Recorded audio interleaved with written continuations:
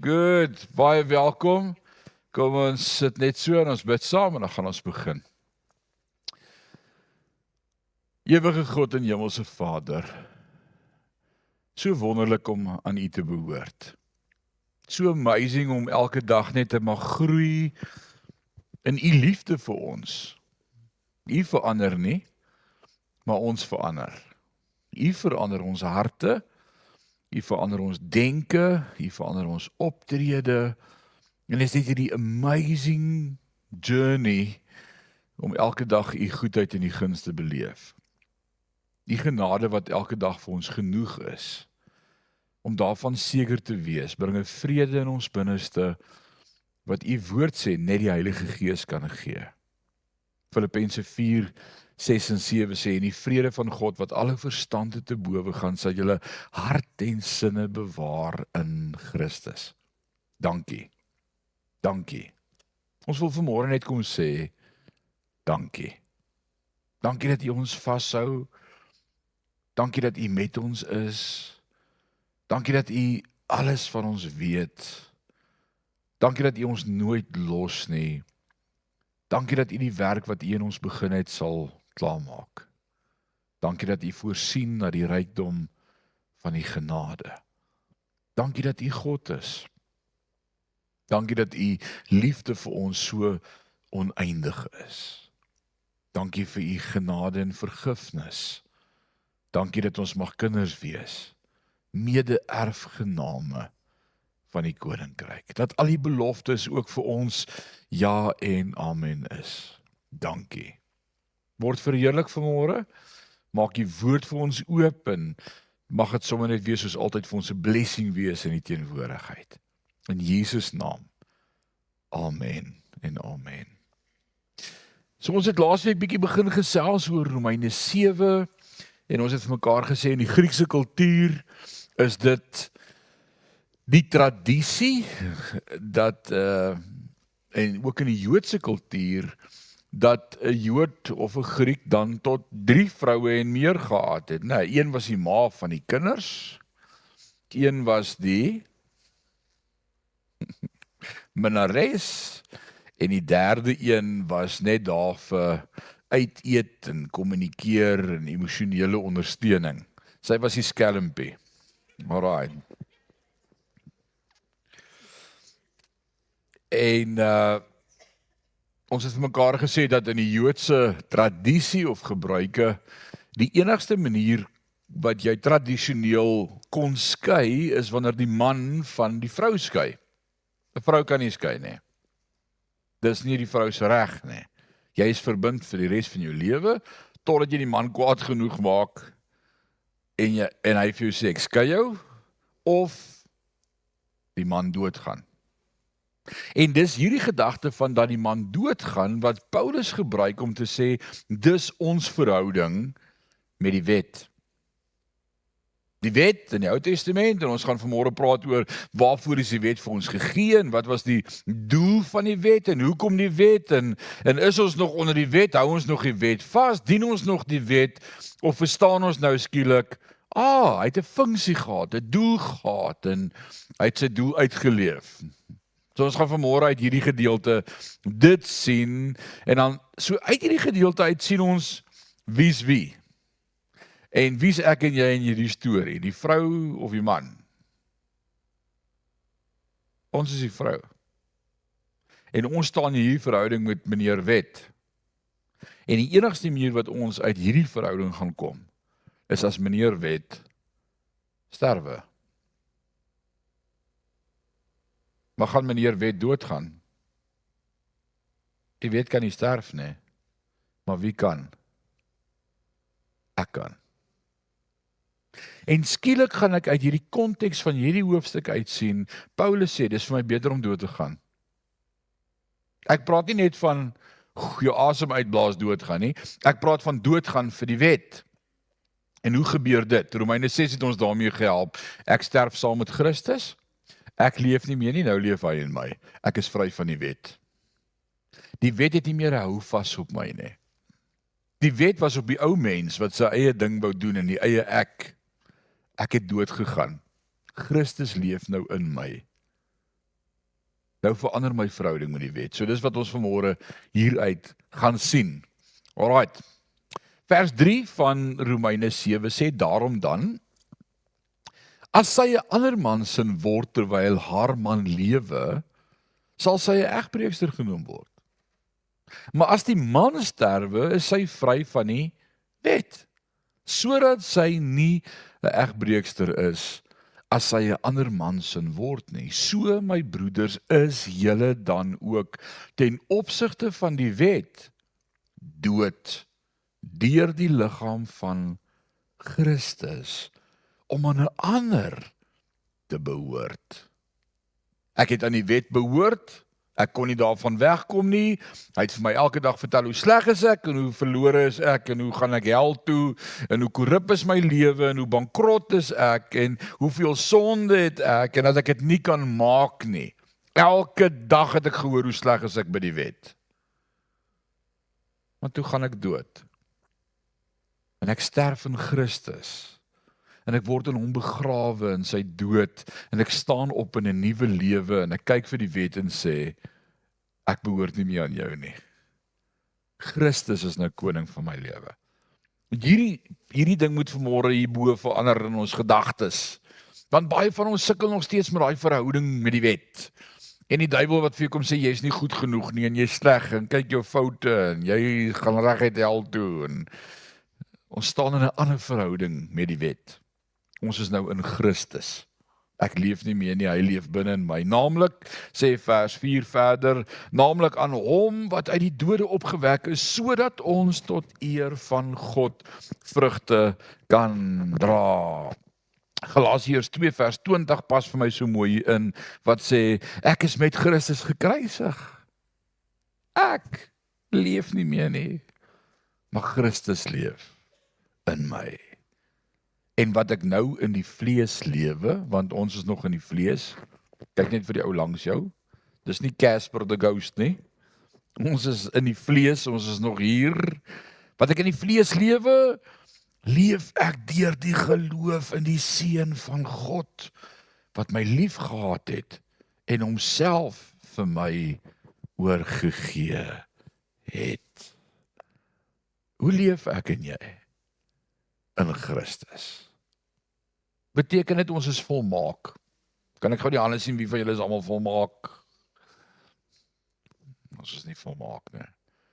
Ons het issues, baie, ons het tekortkominge, maar ek leef in Christus. Ek leef in sy oorwinning.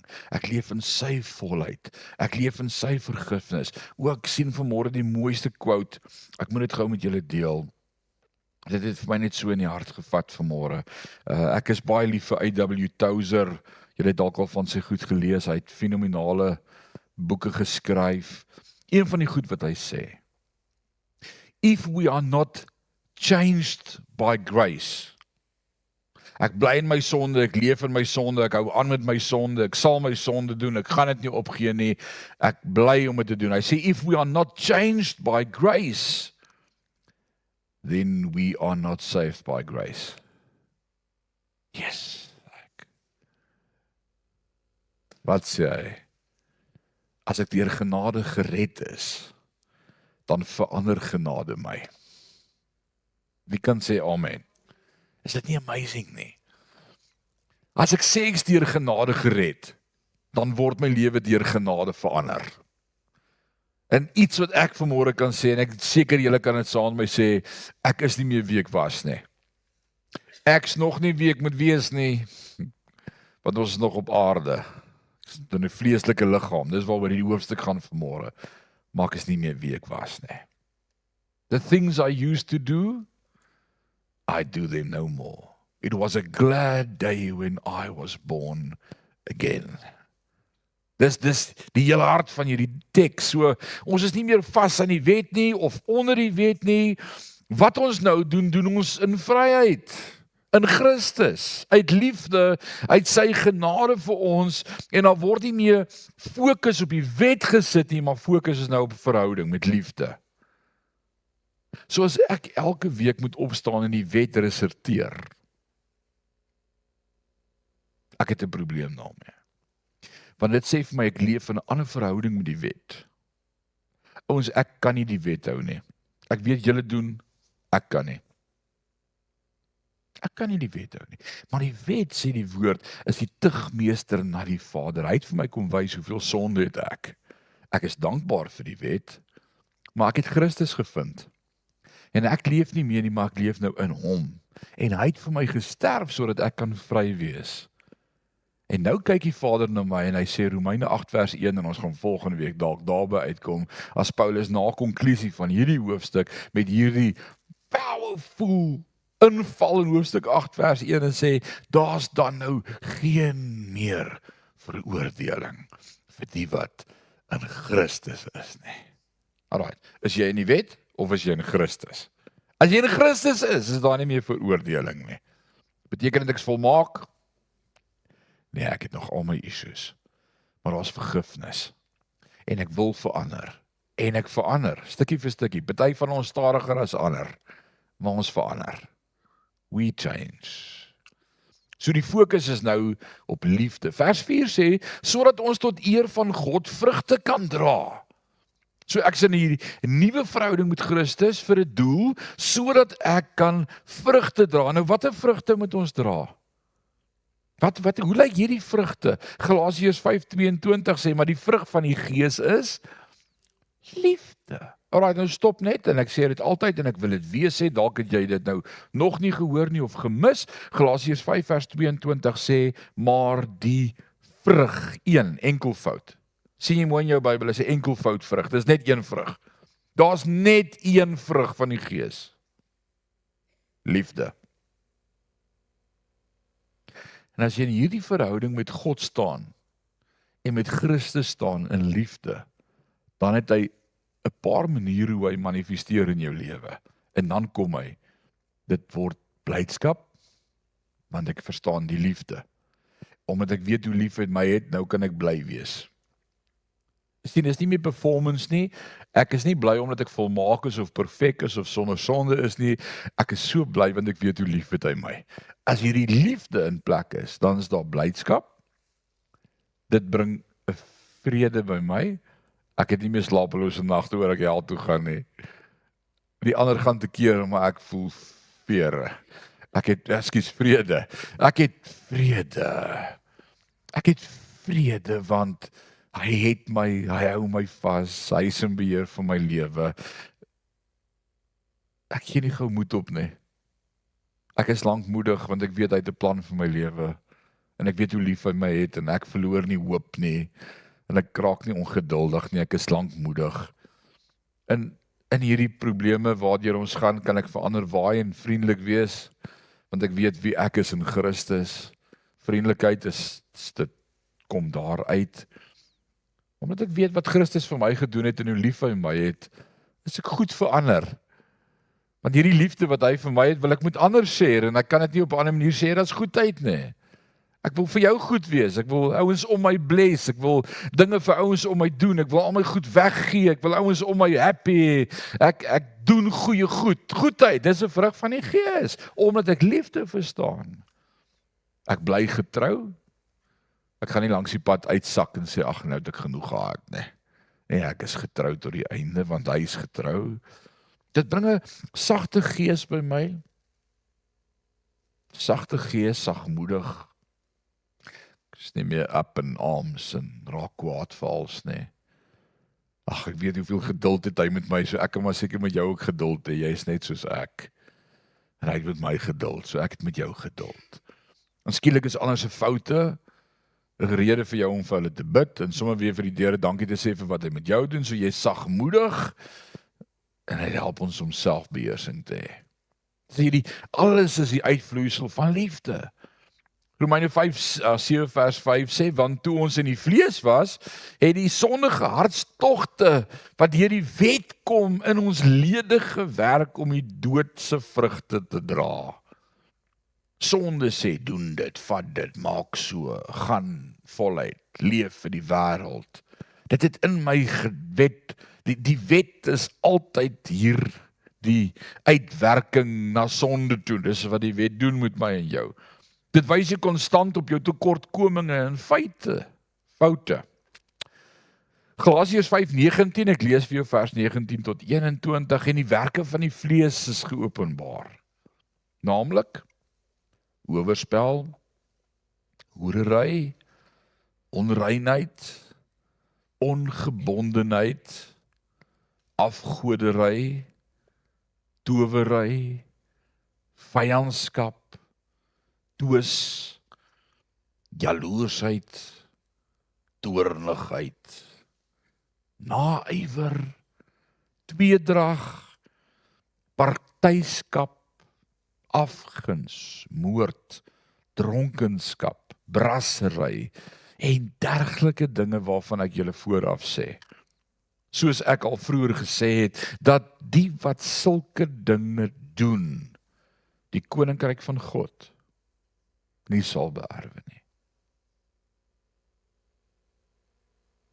Nou sê Romeine 7 vers 6, maar, sê saam met my maar. Jy moet dit vir jouself sê dat jy dit hoor.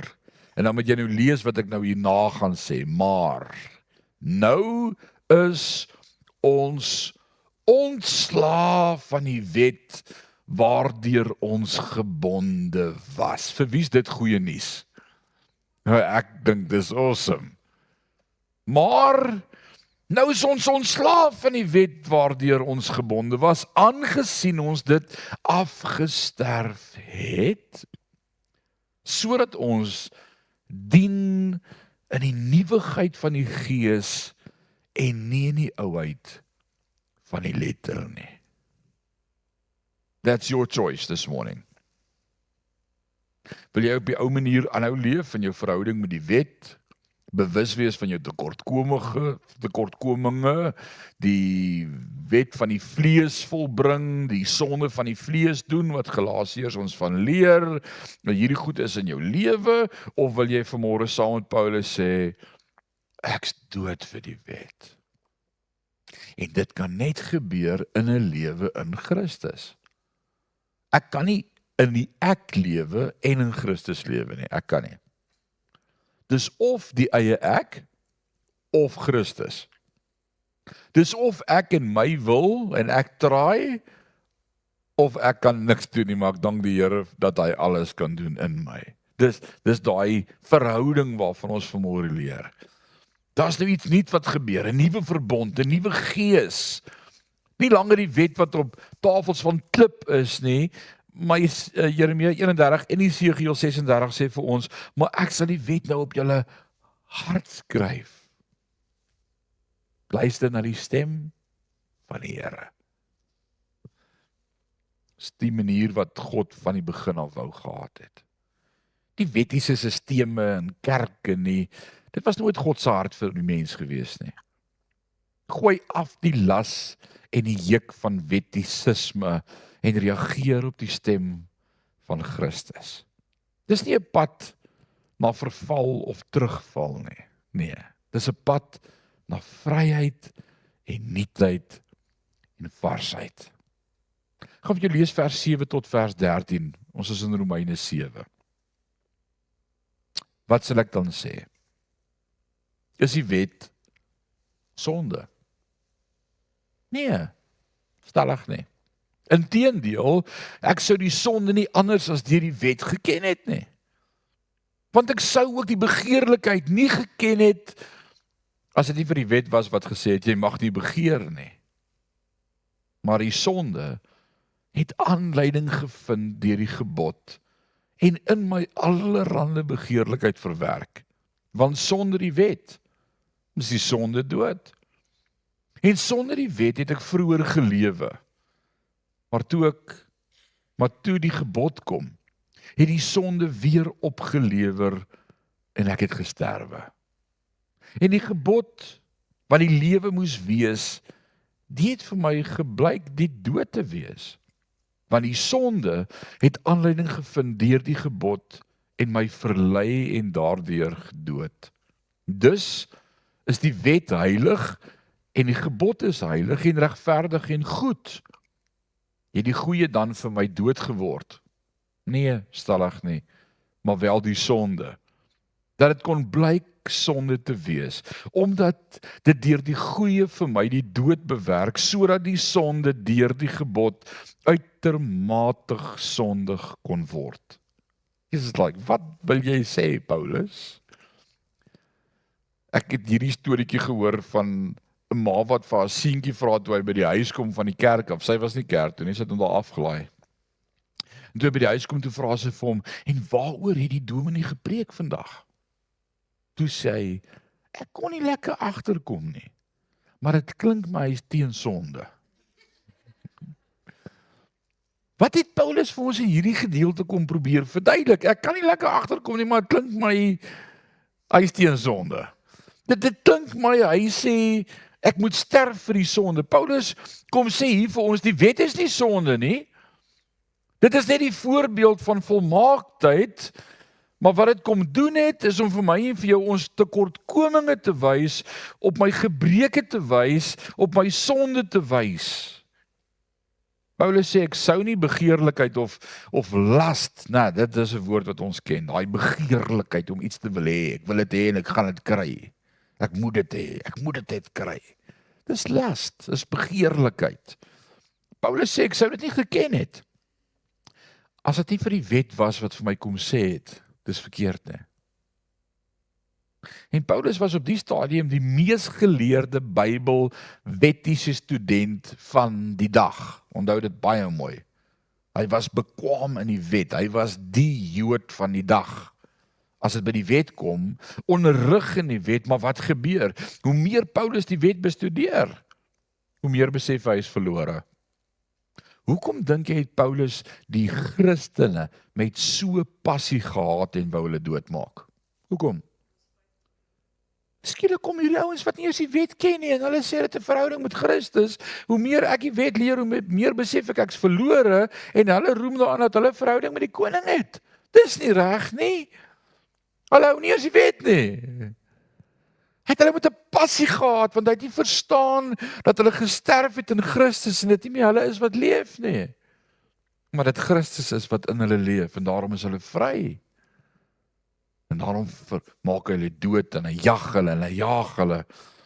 Van watter begeerlikheid praat Paulus hier? Hy het die wet so bestudeer, sodat hy die beste en slimste kon wees in die wet. Die ywer om die beste en slimste te wees, kom wys die wet om een ding, dis begeerlikheid. Jy begeer om 'n goeie mens te wees en jy kan nie. Dis sonde. So of jy nou die beste wil wees in iets, of iemand anders se besittings begeer, of iets begeer, is dieselfde. So wat gebeur met ons? Hoe meer ons die woord studeer, hoe meer sien ons hoe ons lyk in ons tekortkominge. Dis dit die waarheid. Hoe meer ek in die woord is, hoe meer sê ek vir die Here, oh man, ek kan nie. Dit sit nie in my nie. Ek kom so ver kort. Ek kort so baie. Nou kom vers 12. Dis is die wet heilig, en die gebod is heilig en regverdig en goed.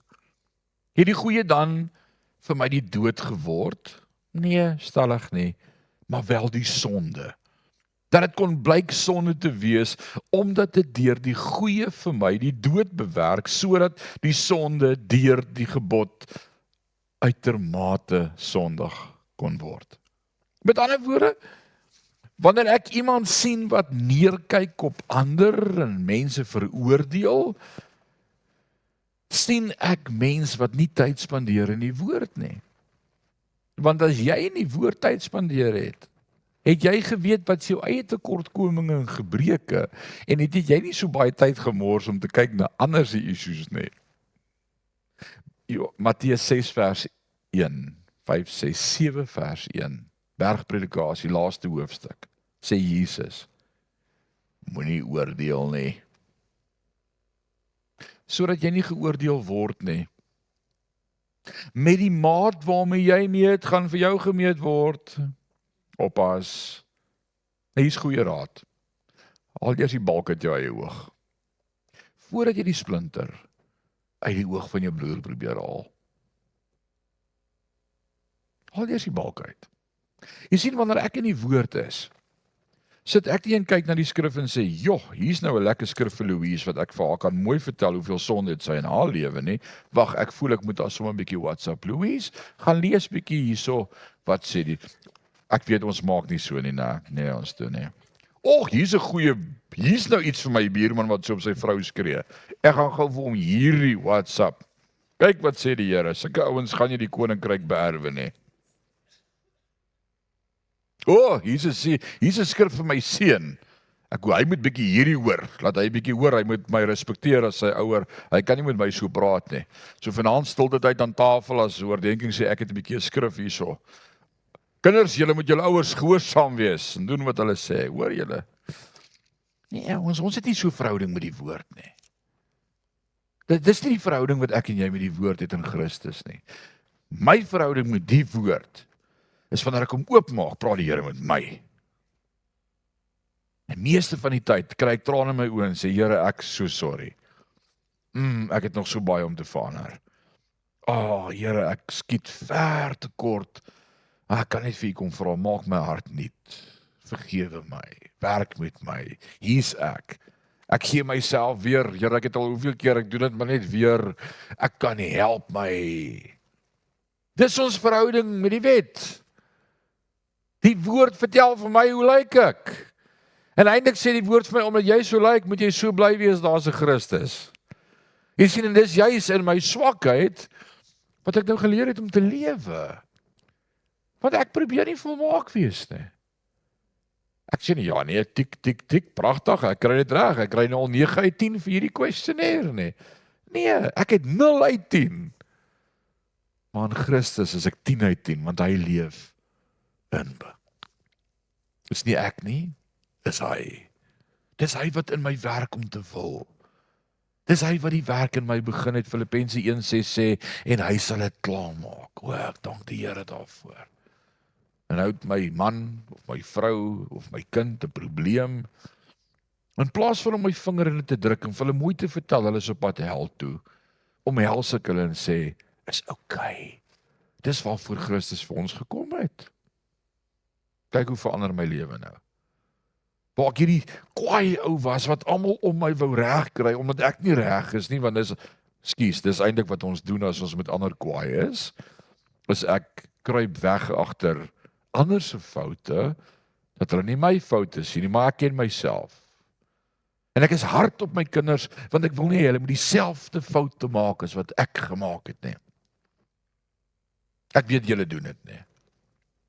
Nou, maar ons doen dit almal. So nou vat ek daai kind in my arms en ek sê, ag, come on man. Het jy gedink jy's volmaak? Ons is nie volmaak nie. Ons maak almal foute. Maar weet jy wat is die awesomeste? Ons kan vir die Here sê sorry en ons kan leef in sy genade. Come on, dis onder die bloed. Ons vergeet daarvan, ons praat nooit weer daaroor nie. En nou wys ek vir my kind, vir my vrou of my man 'n stukkie van God se liefde vir ons. En net in 'n verhouding waar ek verstaan wat's my foute, is ek in 'n verhouding waar ek ander se foute wil toemaak. Dink bietjie daaroor. Nou is dit baie stil vanmôre. Okay, kom ons gaan maar net aan.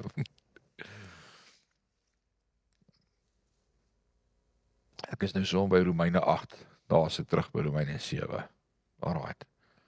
So wanneer ek iemand anders sien of self die een is wat neerkyk op ander en hulle foute, beteken dit net ek is nie in die regte verhouding met die woord nie. En ook nie genade nie, en ek kan nie genade met ander hê. Nou, daar is Bybelkommentare wat reken dat Paulus hierdie voor sy bekering geskryf het. Want wat hy nou gaan sê is, die dinge wat ek nie wil doen nie, dit doen ek, en wat ek doen, dit doen ek nie. Nou sê hulle, ja, sien, maar dit was toe hy 'n sondaar was. Twak! Nonsens. Daar's nie 'n manier dat Paulus Romeine 1 tot 6 kon skryf en hierdie ongelooflike geestelike waarhede kwytraak. In Romeine 7 praat hy van voor sy bekering, nee, nonsens. Hy sê as kind van God struggle ek nog steeds in die vlees met sonde. Maar dan besef ek leef nie, maar Christus leef in my. En dis ons elkeen se storie. Omdat vers 14. Want ons weet dat die wet geestelik is, maar ek is vleeslik. Verkoop onder die sonde. Nou let op, 1 Korintiërs 2 sê, tot aan die einde van hoofstuk 3, daar's 3 tipes mense. En elkeen van ons val in een van daardie 3 groepe. Die eerste een is die natuurlike mens, die ongeredde persoon. Ons is in sonde gebore en ontvang, en dit ontbreek ons aan sy heerlikheid. Baie mense is in daai, dis wie hulle is. Hulle is net in die natuurlike mens. Dan is daar transformasie wat plaasvind. Die tweede tipe ou is 'n geestelike mens. Hy wandel volgens die gees in die krag van God. Die derde tipe ou is die vleeslike mens. Wedergebore, maar leef vanuit die eie ek. Nou jy moet nou gou judge, waar val jy? Is jy nog die natuurlike ongeredde dooie persoon sonder God? Is jy die geestelike mens wat sê ek wandel in die gees en God se krag, of is jy die vleeslike mens wat sê ek is wedergebore, maar Jesus, ek doen dit in my eie krag? En hier is die gevaarlike persoon. En weet jy wat, meeste van ons val nog steeds in daardie kategorie eintlik, die vleeslike mens. En ek sou eerder dink dat die vleeslike mens vir die vlees lewe, maar nee, die vleeslike mens is wedergebore, maar hy leef vanuit sy eie vermoë. I'll do it my way. Ek sal probeer. Die Here sê, gee jou juk vir my, my las is lig, bring. Ek soos nee, ek gaan dit regkry. Dankie Here, ek gaan net harder probeer. Die Here sê, kom na my toe, almal wat moeg en oorlaai is, ek gee rus.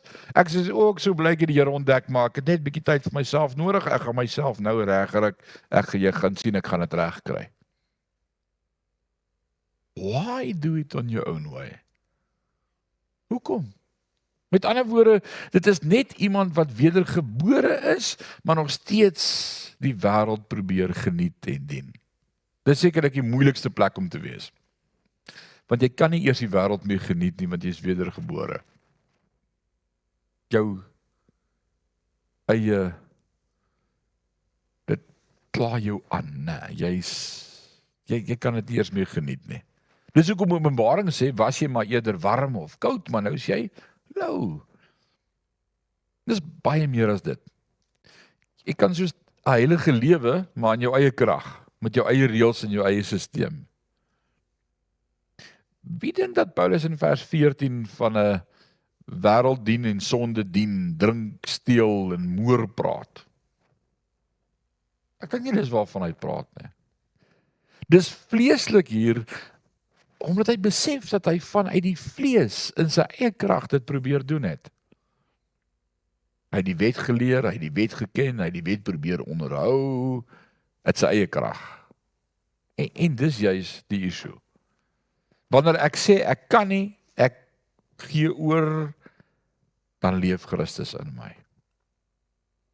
Vers 14, ek lees gou 'n bietjie aan, 14 en 15, want ons weet dat die wet geestelik is, maar ek is vleeslik, verkoop onder die sonde. Want wat ek doen, weet ek nie. Wat ek wil, dit doen ek nie. Maar wat ek haat, dit doen ek. Wie van julle voel ook soms so? Laat ek net die hande sien dat jy nou nie alleen voel vanmôre nie. My hand is ook in die lug. Want wat ek doen, weet ek nie. Nou wat het ek nou gedoen? Toe ek my kon kry, toe is dit gedoen. Of ek hoor hoe sê ek vir haar. Nee, dan is jy nie in beheer daarvan nie. Nee, dit gebeur mos. Wat ek wil, dit doen ek nie. Ek het so gesê, ek gaan dit nooit weer doen nie, en toe doen ek het. Wie van julle het al ooit besluit om iets nooit weer te doen nie? En toe doen jy dit. Net daarna. En wat ek haat, dit doen ek. Nou, dis 'n dom een. Ek hou niks daarvan om my meer te verloor nie. En net môre verloor ek weer my meer. Ons voel almal soms so. Vers 16 sê, en as ek doen wat ek nie wil nie, dan stem ek die wet toe dat dit goed is. Jy sê die probleem is nie die wet nie, die probleem is ek. Hier is die probleem. Omdat ek dit in my eie krag en energie wil doen. Nou kom vers 17 en sê, maar nou is dit nie meer ek wat dit doen nie, maar die sonde wat in my woon. Wat verstaan Paulus nou skielik? Elkeen van ons het sonde. En ek gaan nie meer hard op myself wees en sê, ja, jy is 'n pateet, jy is 'n terrible, slegte mens nie. Nee, ek gaan net sê, Here, ek het U so nodig. Ek het U so nodig, want hierdie vlees doen sy eie goed. Hoor wat sê vers 18, want ek weet dat in my, dit wil sê in my vlees, niks goeds woon nie. Nou kan jy sê, wat se konklusie is dit nou? Nou kom ek help jou vanmôre om te besef hoe vry jy gaan wees as jy dit besef van jouself. Paulus sê, maar ek weet dat in my, dit wil sê in my vlees, niks goeds woon nie. Kom ek vra 'n vraag. Wie van julle het julle self al teleurgestel in die lewe? Steek gou die hande op.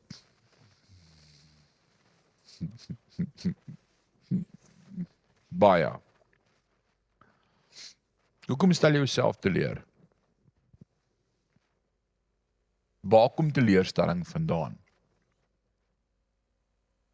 Teleurstelling kom van die feit dat ek vergeet wat die woord my leer. Dis hoekom ek teleurgesteld is. Ek het gedink ek kan volmaak wees. Die woord sê vir my ek is nie volmaak nie en daar's niks goeds in my nie. Paulus sê hier's my konklusie. Daar's niks goeds wat in my woon nie. Ek het dit vergeet vir 'n oomblik. Ek het die baar en die vlees so 'n bietjie hoog kom stel vir myself en gedink ek gaan dit regkry in my eie krag. Ek het soveel potensiaal wat ander in my raak sien. Ons sê baie keer vir ons kinders, jy het soveel potensiaal en dis great. En ons encourage hulle en ons bemoedig hulle en ons sit die baar so hoog vir hulle, maar ons leer hulle nie, my kind, daar's niks goeds in jou nie. My kind, jy gaan jouself time and again teleurstel. Moenie so hard op jouself wees nie, jy mag foute maak. Dis okay, dis ons struggle met die vlees en die gees, maar wanneer ek in Christus leef, leef ek nie meer nie, hy leef nou in my. Dit leer ons nie ons kinders nie. Ons sit die baar hoog. En dan doen ons almal wat ons doen, ons stel onsself teleur. Ek vat mis, ek tas mis, ek doen die verkeerde goed, verloor my meer. Ek sê iets wat ek nie wou nie. Ek doen iets wat ek nie beplan het nie. En skielik besef ek net weer, ek is nie volmaak nie. En ek is teleurgesteld. Ek stel myself teleur. Waar as ek Paulus se persepsie en perspektief gehad het op die lewe, dat daar niks goeds in my is nie, dan is ek dankbaar vir elke ding wat ek reg kry, deur die genade en die Here. As ek vanaand in die bed klim, sê ek so, Here, ek is so dankbaar, ek het niemand doodgemaak vandag nie. Hy is so amazing, hy het my beskerm. Ek het niemand met 'n mes gesteek oor ek kwaad geword het nie. Ek kon reg kry om stil te bly. Ek weet nie hoe ek dit reg gekry nie, Here, want ek is so sleg. Maar U is so goed. Dankie dat ek nie meer leef nie, maar ek leef in U. Meer van U in my, minder van my. Here, ek wil minder praat, dat U meer deur my kan praat. Ek is so horrible. Dis wat Paulus kom verstaan van die woord. Kan so ou teleurgesteld wees. Ek kan myself nie teleurstel nie. Dis omdat ons die woord vergeet. Paulus sê, ek weet dat in my niks goeds woon nie. So hoekom word ons teleurgestel?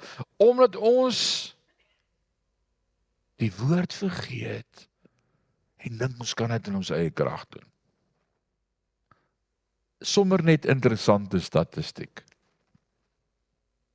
Het jy geweet dat 75% van alle mense wat selfdood of selfmoord suksesvol gepleeg het, van hulle self gedink het as perfeksioniste. And it's a fact.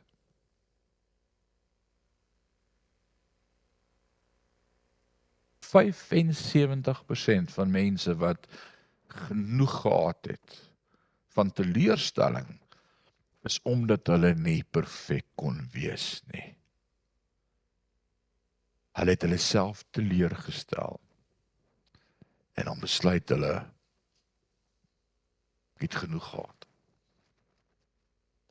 As ons net die waarheid van die woord vroeg in ons lewe kan verstaan, dat ons sleg is, dat ons oop is vir sonde, maar dat Christus goed is, en dat sy genade vir my genoeg is. Sal iemand selfmoord pleeg dan steeds? Nee. So kom ons dink, maak het ons depressief om te weet dat daar nou niks goeds in my is nie. Dit maak my vry. Reg of verkeerd? Is dit vanmôre doodsvonnis oor jou as Paulus kom met die waarheid en vir jou sê, hoor ek het niets vir jou, daar's niks goeds in jou nie. Is depressief. Nee, inteendeel. Serieus? Is dit die waarheid? Nou kan ek in Christus leef. Nou kan ek meer staat maak op hom. Nou kan ek 'n ander verhouding met hom hê en meer vir hom sê, Here, ek het U nodig in my lewe. Ek kan nie sonder U nie. Ek kan nie een oomblik sonder U nie. Hou my hand vas, my swakke hand. Dankie dat U my lei. Dankie dat U met my is. Dankie, dankie, dankie, dankie. Ek het U so nodig. Sien wat verander in ons lewe as ek verstaan wat die wet en die verhouding van die wet en dood en sonde in my lewe is. Dit maak my vry. Want nou verstaan ek myself beter. Maar as mense na my kyk en dink ek is perfek, en ek sonder sonde, en sonder gebrek, en ek sê nooit 'n skewe woord nie, dis wanneer jy teleurgesteld word in mense. Daai ou wat jy op die pedestal gehad het, die dag toe jy agterkom, sy voete is van klei, toe is jy teleurgesteld. En kom ons wees eerlik, wie van ons is nog nooit teleurgesteld in mense nie? Omdat ons nie verstaan het, dat alle mense dieselfde is, en niemand volmaak kan wees nie. Reg of verkeerd?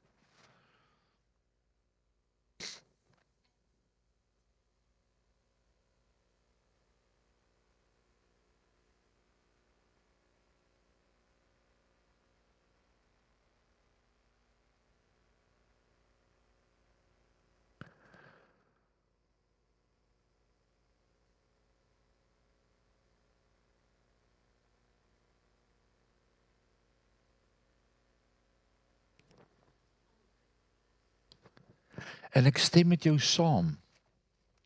Maar die probleem is, die dag as daai kind dan 'n mishap het, en hy iets gedoen het waarvoor hy nie geprys kan word nie, duiwel sy lewe in mekaar.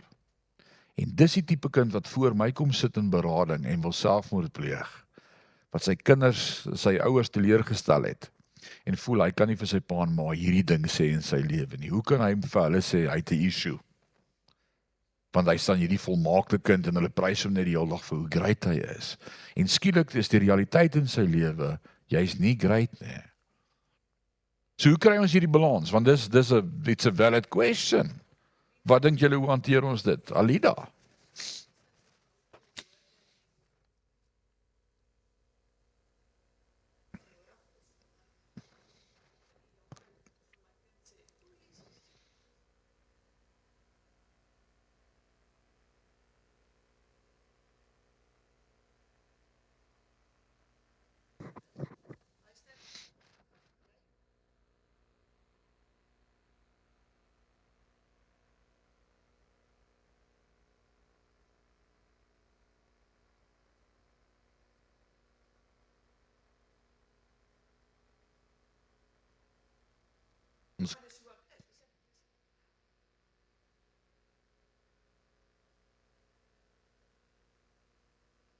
Waar het sy dit gekry?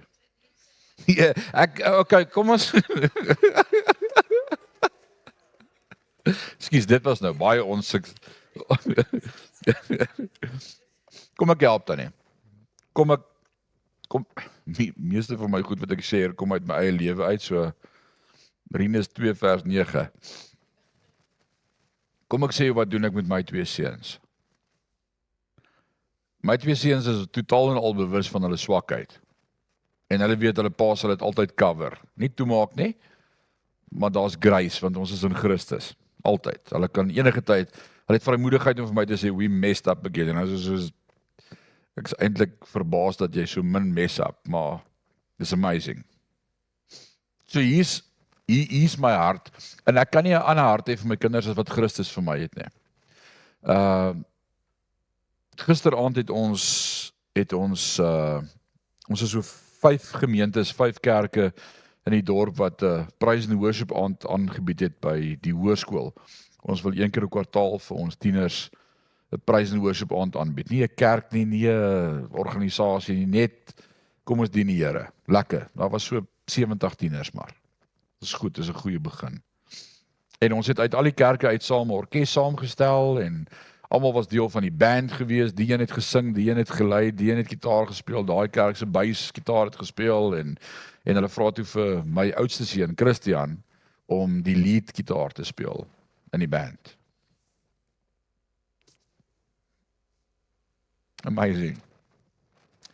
Amazing hoe trots ek op hom is. So, hoe sê ek vir hom na gisteraand, yes, dit was amazing. Jy is daarom goed. Hoe sê ek dit vir hom? Op pad huis toe ek in die kar klim. Toe sê ek vir hom, seun, ek het vanaand net gesmile as jy speel. Elke keer as jy iets gespeel het ek net gedink, heng, die Here het jou daarom amazing gebless met talent. Ek is so dankbaar. Ek leer hom, dis nie jy nie. Moet nooit dink dis jy nie. Dis God se goedheid. Ek prys hom, maar dat God hom so bless. As ek vir hom vertel, jy is daarom die amazingste kind wat daar is en jy die beste talente en al, iewers gaan hy homself teleurstel en hy gaan tot 'n val kom. Maar ek leer hom, wat jy het, is genade. Jy moet vir die Here dankie sê vir wat jy het. Kom ons bid sommer nou, so op pad huis toe, was dit 'n gebedsessie in die kar. Here, dankie dat U ons vanaand kon gebruik. Dankie vir die ongelooflike talent waarmee U ons gebless het. Ons wil dit altyd net vir U gebruik. U is amazing. Nee, ons nie. U is amazing. Jy sien, dis die verstaan, wat wanneer ek dan 'n fout maak, ek okay is daarmee, want ek weet, ek maak foute. So wanneer my laatie van die rugbyveld afdraf, en sy hart is net, hy lewe net vir rugby, my jongste een. Dis sy lewe, hy wil net rugby speel. En wanneer hy daar afdraf en hy het sy tackles gehad en sy 3 gedruk, dan vertel ek nie vir hom, jy is beter as Naas Botha nie.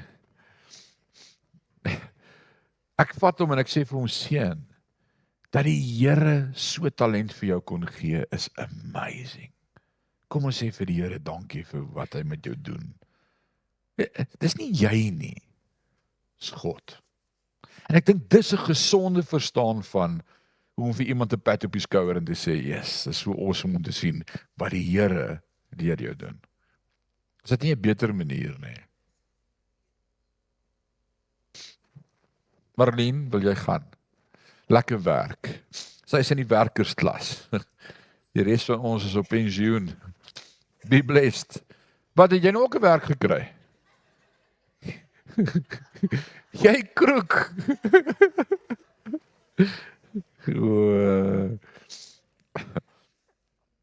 Laaste paar verse, kom ons maak gou klaar. Weet julle is haastig. Vers 18. Want ek weet dat in my, dit wil sê in my vlees, niks goeds woon nie. Want om te wil is by my aanwesig, maar om goed te doen, dit vind ek nie. Van die goeie wat ek wil, doen ek nie, maar die kwaad wat ek nie wil nie, dit doen ek. Maar as ek doen wat ek nie wil nie, dan doen ek dit nie meer nie, maar die sonde wat in my woon. Ek vind dus hier die wet. As ek die goeie wil doen, is die kwaad by my aanwesig. Want ek verlustig my in die wet van God na die innerlike mens. Maar ek sien 'n ander wet in my lede wat stryd voer teen die wet van die gemoed en my gevange neem onder die wet van sonde wat in my lede is. Ek, elendige mens. Wie sal my verlos van die liggaam van hierdie dood?